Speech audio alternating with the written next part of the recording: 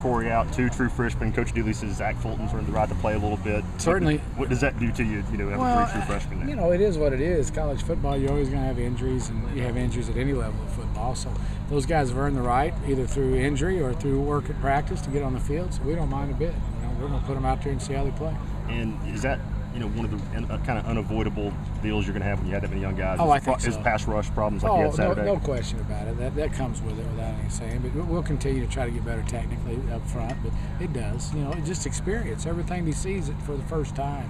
And then Florida has a very good front. So that created some issues, no question about it. Talk about Matt. How has he bounced back in practice this week? I think he's had a good week of practice. I think kids do that. The resiliency at that position is usually pretty common. They play average football, then they come out and they practice hard to get better. That's what makes them quarterbacks. They're competitive people by nature, and Matt is that way. So I look for him to come off and have a really good ball game.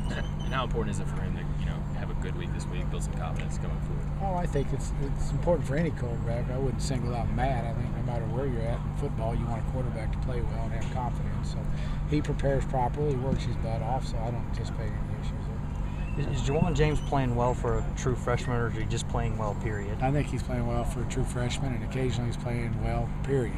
So that's a good thing. So once in a while he's a little out of balance, but he makes some plays because he can recover, and he's a big athlete. So Juwan's going to be a heck of a football player. I was really pleased with Stone. James Stone got in there. And when you watch these young kids play, it just seems like he belonged in there. He looked like a natural. It was fun to watch him play. He made a lot of mistakes, but he got in a nice stance, and he talked. He just looked like he belonged. It was fun to see.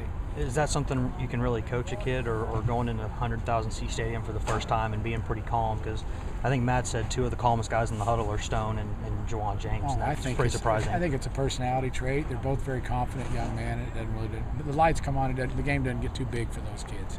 They do a nice job with that. And I don't know. I believe it's more personality than it is anything else.